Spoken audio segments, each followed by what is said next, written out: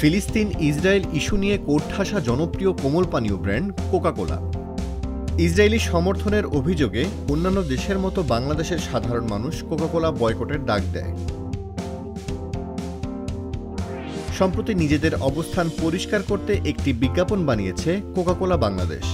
সেই বিজ্ঞাপনে বলা হচ্ছে, কোককে সবাই যেই দেশের পণ্য মনে করছে আসলে সেই দেশের পণ্য নয় কোকা-কোলা। মানুষ সঠিক তথ্য না জেনেই কোকা-কোলা বয়কটের ডাক দিয়েছে। ১৯০টি দেশের মানুষ কোক পান করে, এমনকি ফিলিস্তিনে কোকা-কোলার ফ্যাক্টরি রয়েছে। তাই বিভ্রান্ত না হয়ে গুগলে সার্চ দিয়ে নিশ্চিত হওয়ার আহ্বান জানানো হয়েছে বিজ্ঞাপনটিতে। বিজ্ঞাপনটিতে দুইটি প্রধান চরিত্রের মডেল হয়েছেন নির্মাতা ও অভিনেতা শরাফ আহমেদ জীবন ও শিমুল শর্মা। তবে খোঁজ নিয়ে জানা গেছে, অভিনয়ের পাশাপাশি বিজ্ঞাপনটি নির্মাণের পেছনেও রয়েছেন শরাফ আহমেদ জীবন। বিজ্ঞাপনটি সোশ্যাল মিডিয়াতে প্রচারে আসার পর থেকে সমালোচনার মুখে পড়েছেন অভিনয় শিল্পীরা। তাদের বয়কটের হুমকি দিয়েছেন নেটিজেনরা। এর পরপরই সামাজিক যোগাযোগ মাধ্যমে পোস্ট দিয়ে নিজের অবস্থান স্পষ্ট করেছেন নির্মাতা ও অভিনেতা শরাফ আহমেদ জীবন তার পোস্টে লেখেন, আমি একজন নির্মাতা এবং অভিনেতা হিসেবে সবার কাছে পরিচিত। বিগত ২ দশক ধরে আমি নির্মাণ ও অভিনয়ের সাথে জড়িত। সম্প্রতি কোকা-কোলা বাংলাদেশ আমার সাথে তাদের একটি বিজ্ঞাপন নির্মাণ এবং অভিনয় করার জন্য নিয়োগ করেছিল। আমি শুধুমাত্র তাদের দেয়া তথ্য ও উপাত্তই কাজটিতে তুলে ধরেছি। নিজেকে ইসরায়েলি আগ্রাসনের বিপক্ষে উল্লেখ করে জীবন আরও লেখেন, ব্যক্তিগত জীবনে আমি সবসময় মানবাধিকার বিরোধী যে কোনো আগ্রাসনের বিপক্ষে দাঁড়িয়েছি এবং আপনাদের অনুভূতি ও মতামতের প্রতি শ্রদ্ধাশীল থেকেছি।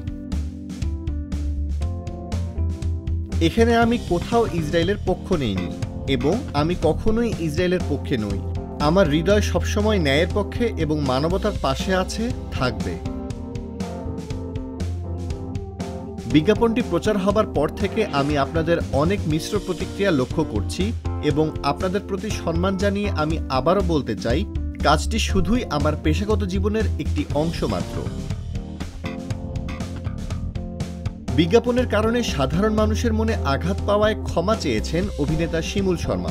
তিনি ফেসবুক পোস্টে উল্লেখ করেন, না বুঝে করা আমার কাজ আজ আমার দর্শক তথা আমার পরিবার ও দেশের মানুষকে কষ্ট দিয়েছে।